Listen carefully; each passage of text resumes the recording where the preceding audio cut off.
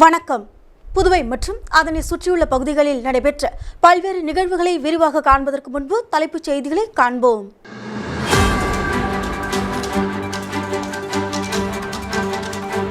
அனைத்து குடும்ப அட்டைகளுக்கும் 10,000 ரூபாய் நிவாரணம் வழங்க வேண்டும். முன்னாள் முதலமைச்சர் நாராயணசாமி ஆளுநரிடம் மனு வழங்கினார். குறைந்த காற்றழுத்த தாழ்வு பகுதியினால் புதுச்சேரியில் மீண்டும் மழை, பொதுமக்கள் அச்சம்.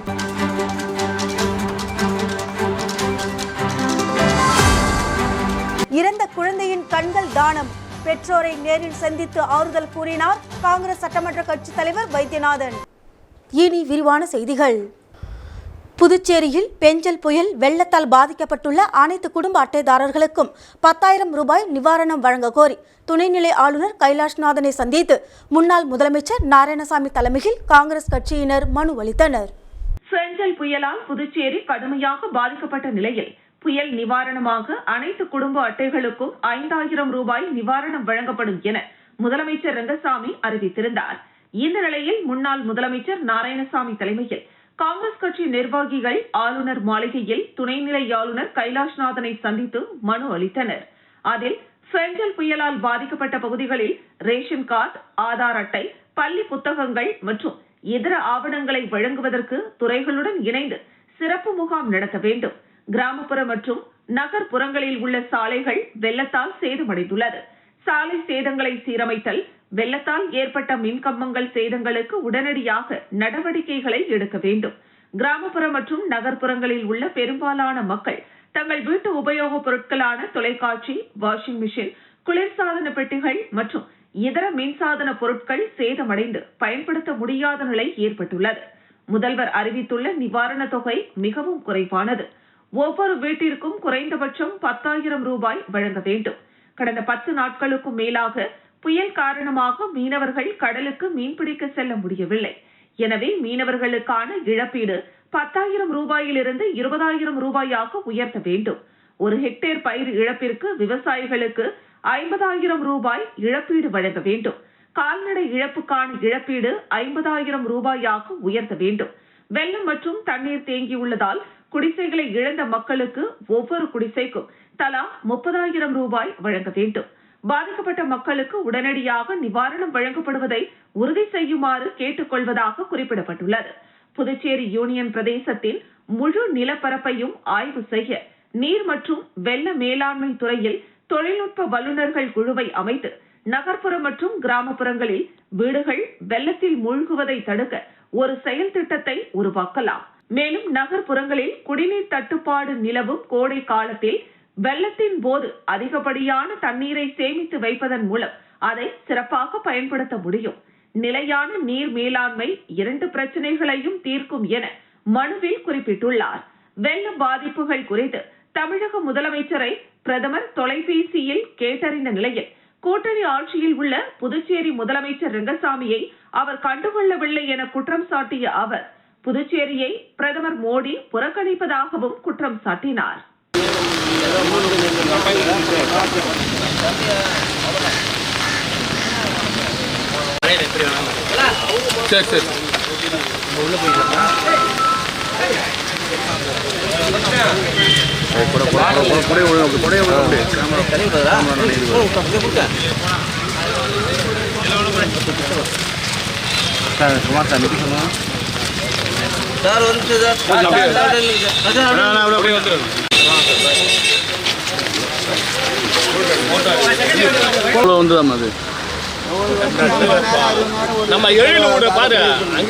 புதுச்சேரி மாநிலத்தில் இந்த பெங்கால் புயலானது மிகப்பெரிய அளவில் புதுச்சேரி மாநில மக்களுக்கு பாதிப்பை ஏற்படுத்தி இருக்கிறது. விவசாயிகள், மீனவர்கள், தொழிலாளர்கள், அது மட்டும் மகளிர் சமுதாயத்தைச் சேர்ந்தவர்கள், தலித் சமுதாயத்தைச் சேர்ந்தவர்கள், கிராமப்புற மக்கள், நகரப்புற பகுதி மக்கள், அனைத்து மக்களும் பாதிக்கப்பட்டிருக்கிறார்கள். புதுச்சேரி மாநில அரசு இந்த புயலையும் பெரு வெள்ளத்தையும் முறையாக கையாளாத காரணத்தால் மிகப்பெரிய இழப்பு புதுச்சேரி மாநிலத்தில் ஏற்பட்டிருக்கிறது. புதுச்சேரியில் மிதமான மழை பெய்து வருவதால் குளிர்ச்சியான சூழல் நிலவி வருகிறது. தென்கிழக்கு வங்கக்கடல் மற்றும் கிழக்கிந்திய பெருங்கடல் பகுதிகளில் உருவாகியுள்ள குறைந்த காற்றழுத்த தாழ்வு பகுதி காரணமாக புதுச்சேரியில் இன்று கனமழை பெய்ய வாய்ப்புள்ளதாக வானிலை ஆய்வு மையம் தகவல் தெரிவித்திருந்தது. அதன்படி இன்று காலை முதல் புதுச்சேரி நகர பகுதிகளான கடற்கரை சாலை, உப்பளம், காமராஜர் நகர், லாஸ்பேட்டை, முதலியார்பேட்டை, ராஜ்பவன், புதிய பேருந்து நிலையம் உள்ளிட்ட நகர பகுதிகளிலும் கோரிமேடு, வில்லியனூர், பத்துக்கண்ணு, தவளக்குப்பம், பாகூர், கன்னியகோவில், ஏம்பலம், திருக்கனூர் உள்ளிட்ட கிராம பகுதிகளிலும் சுமார் 3 மணி நேரத்திற்கும் மேலாக மிதமான மழை விட்டு பெய்து வருவதால் குளிர்ச்சியான சூழல் நிலவுகிறது. மேலும் தொடர்ந்து வானம் இருள் சூழ்ந்து மேகமூட்டத்துடன் காணப்பட்டு வருகிறது. கடந்த 30ஆம் தேதி பெஞ்சல் புயல் காரணமாக பலத்த காற்றுடன் கூடிய கனமழை பெய்ததன் காரணமாக புதுச்சேரி வெள்ளக்காடாக காட்சியளித்த நிலையில் மீண்டும் தென்கிழக்கு வங்கக்கடல் மற்றும் கிழக்கிந்திய பெருங்கடல் பகுதிகளில் உருவாகியுள்ள குறைந்த காற்றழுத்த தாழ்வு பகுதி காரணமாக மழை பெய்து வருவதால் மக்கள் மிகுந்த அச்சமடைந்துள்ளனர்.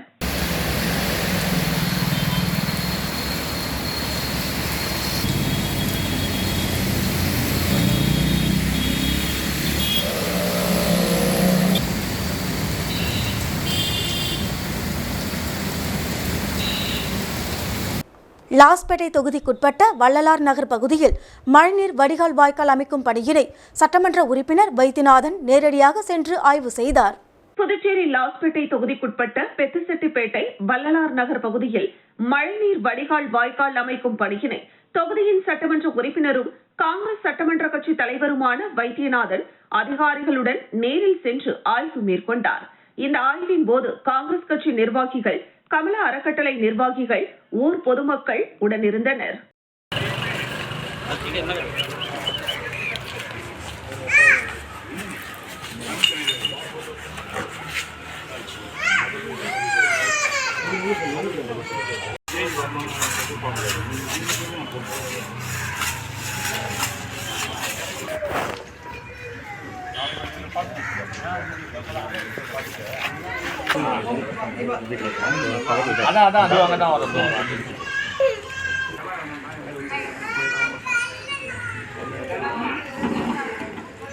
புதுச்சேரி மீனவர்கள் ஆழ்கடல் பகுதிகளில் மீன்பிடிக்க செல்ல வேண்டாம் என புதுச்சேரி மீன்வளத்துறை இயக்குனர் இஸ்மாயில் தெரிவித்துள்ளார்.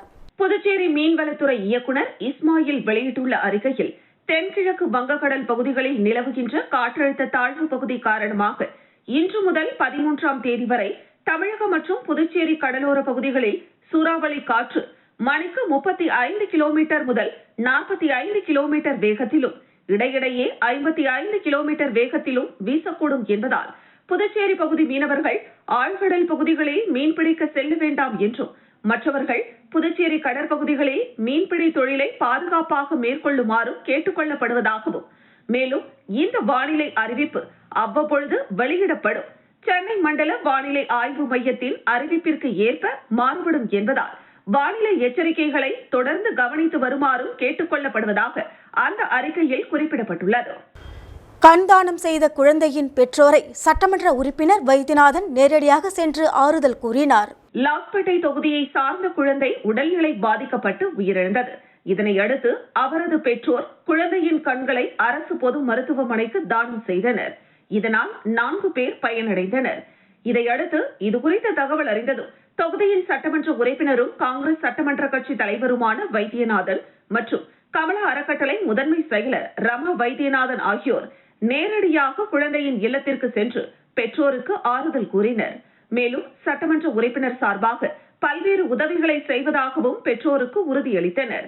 இதில் காங்கிரஸ் கட்சி நிர்வாகிகள், கமலா அறக்கட்டளை நிர்வாகிகள் பலர் கலந்து கொண்டனர்.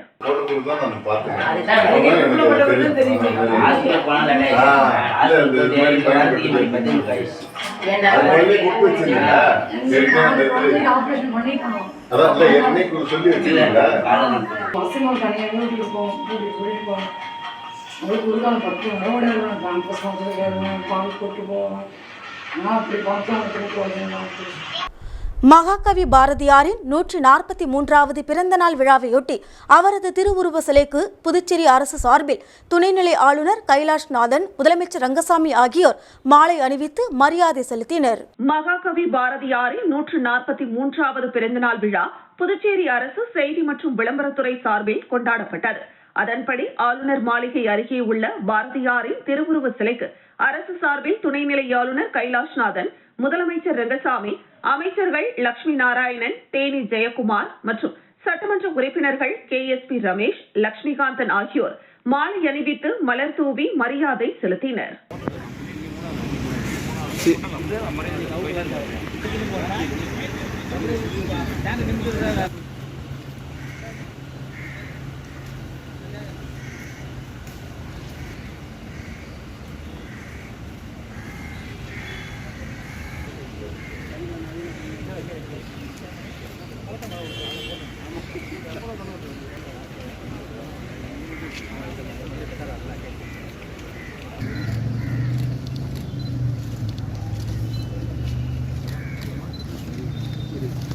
மகாகவி பாரதியார் பிறந்த தினத்தையொட்டி காங்கிரஸ் கட்சி சார்பாக அவரது சிலைக்கு மாலை அணிவித்து மரியாதை செய்யப்பட்டது.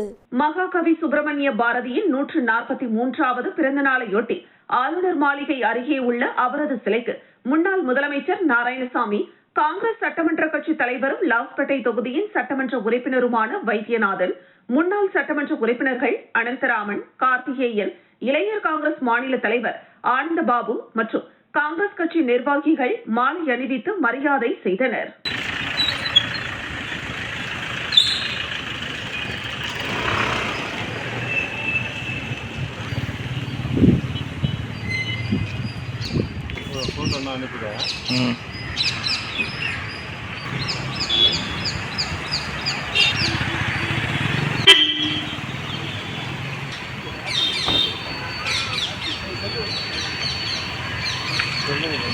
புதுச்சேரி மகளிர் பேரவை சார்பாக புற்றுநோய் குறித்து சிறப்பு கருத்தரங்கம் நடைபெற்றது.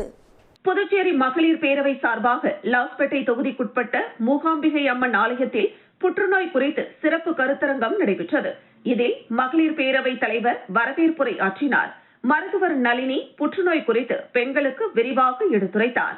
சிறப்பு விருந்தினராக தொகுதியின் சட்டமன்ற உறுப்பினரும் காங்கிரஸ் சட்டமன்ற கட்சி தலைவருமான வைத்தியநாதன், கமலா அறக்கட்டளை முதன்மை செயலர் ரமா வைத்தியநாதன் ஆகியோர் கலந்து கொண்டு குத்துவிளக்கேற்றி விழிப்புணர்வு கருத்தரங்கை தொடங்கி வைத்தனர். நிகழ்ச்சியில் மருத்துவர் ரோமனோ மற்றும் மகளிர்கள், பெண்கள் உட்பட பலர் கலந்து கொண்டனர். இறுதியாக முத்தமிழ் நன்றி உரை ஆற்றினார்.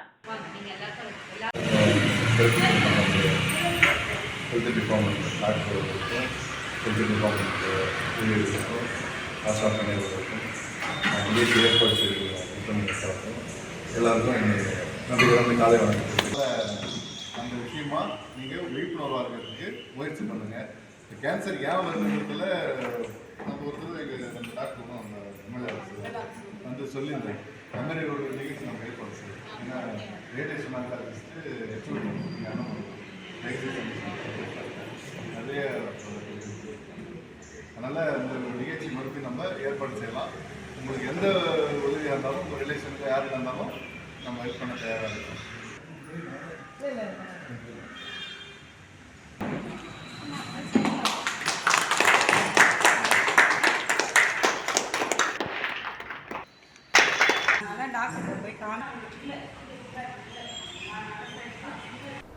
தானாம்பாளையம் செயின்ட் ஜோசப் ஆங்கில பள்ளியில் மரக்கன்று நடும் நிகழ்ச்சி பள்ளியின் தாளாளர் ராமு தலைமையில் நடைபெற்றது.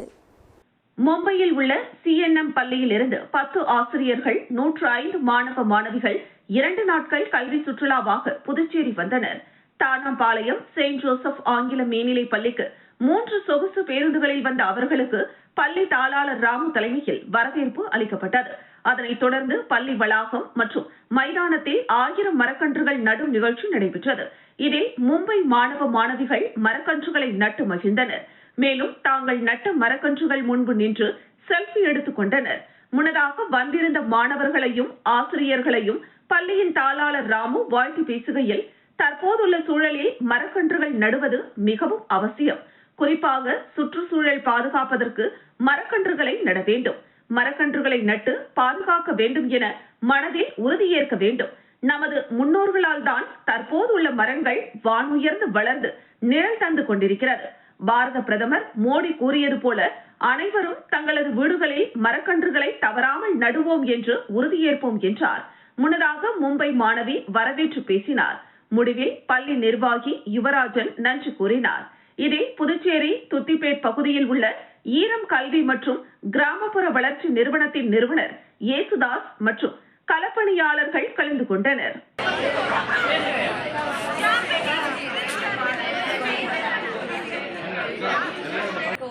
For giving us a wonderful opportunity for a tree planting ceremony as we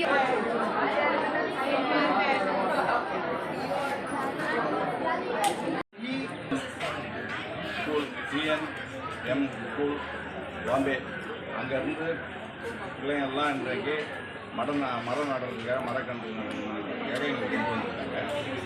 ஆனால் பிள்ளைங்கள் மனதில் மரம் நடணுன்ற எண்ணத்தை இந்த ஸ்கூல் உருவாக்கியிருக்கு. கொஞ்சம் கொஞ்சம் பிள்ளைங்க अभी ये मिट्टी डालो बेटा फुल मिट्टी डालना.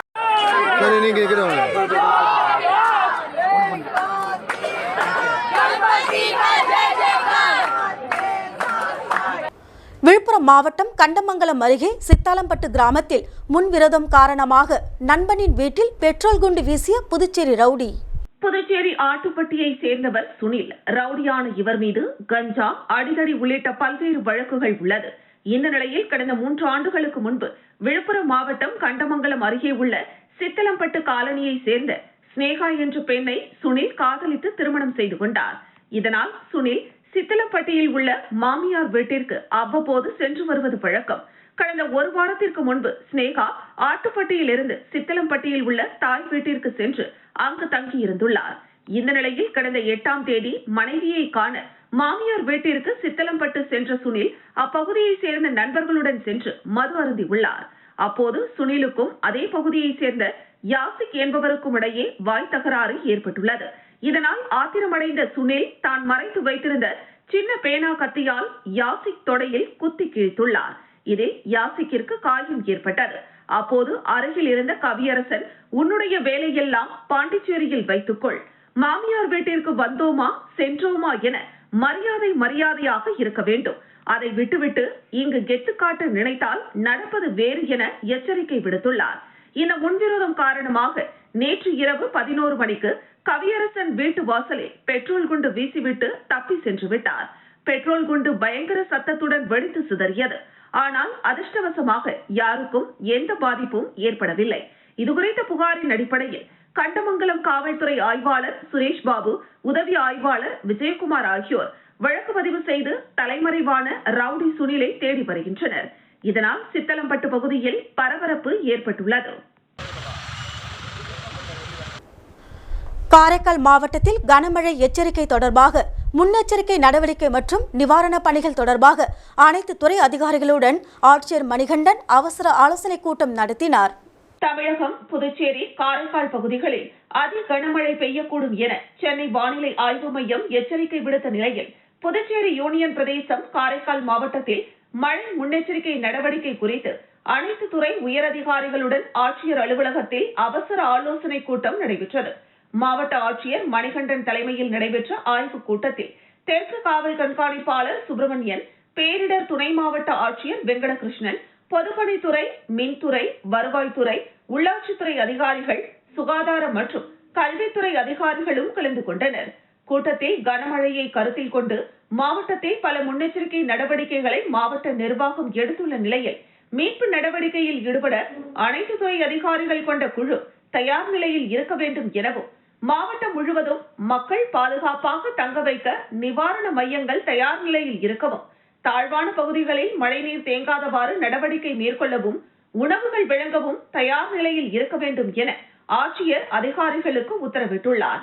பின்னர் செய்தியாளர்களிடம் பேசிய மாவட்ட ஆட்சியர் மணிகண்டன், மழை தீவிரமடையும் பட்சத்தில் மீட்பு பணியில் ஈடுபடுவதற்கு அரக்கோணம் பேரிடர் மீட்பு படையினர் வரவழைக்கப்படுவார்கள் என்றும், பாதிக்கப்படும் இடங்கள் வெள்ளம் சூழக்கூடிய தாழ்வான பகுதிகளை கண்டறிந்து அங்குள்ள மக்களை பாதுகாப்பாக தங்க வைக்கவும், ஆறு கரைகளில் எங்கு உடைப்பு ஏற்படும் என தெரிய வருகிறதோ அங்கு மணல் மூட்டைகள் கொண்டு கரை பலப்படுத்தவும் உத்தரவு பிறப்பித்துள்ளதாகவும், மழை புயல் எது வந்தாலும் எதிர்கொள்ள மாவட்ட நிர்வாகம் தயார் நிலையில் உள்ளதாகவும் மாவட்ட ஆட்சியர் மணிகண்டன் தெரிவித்தார்.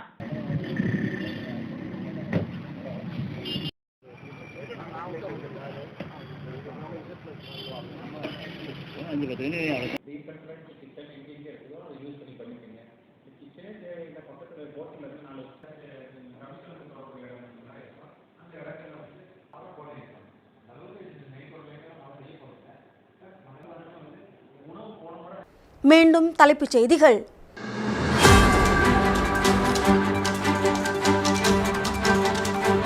அனைத்து குடும்ப அட்டைகளுக்கும் 10,000 ரூபாய் நிவாரணம் வழங்க வேண்டும். முன்னாள் முதலமைச்சர் நாராயணசாமி ஆளுநரிடம் மனு வழங்கினார்.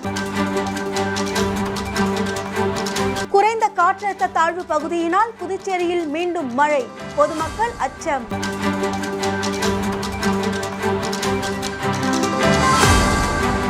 இறந்த குழந்தையின் கண்கள் தானம், பெற்றோரை நேரில் சந்தித்து ஆறுதல் கூறினார் காங்கிரஸ் சட்டமன்ற கட்சித் தலைவர் வைத்தியநாதன். இத்துடன் செய்திகள் நிறைவடைகின்றது. உங்களிடமிருந்து விடைபெறுவது ஜானகி. செய்திகளை உடனுக்குடன் தெரிந்து கொள்ள கமலா தொலைக்காட்சியின் சமூக வலைதளத்தை பின்பற்றவும். நன்றி, வணக்கம்.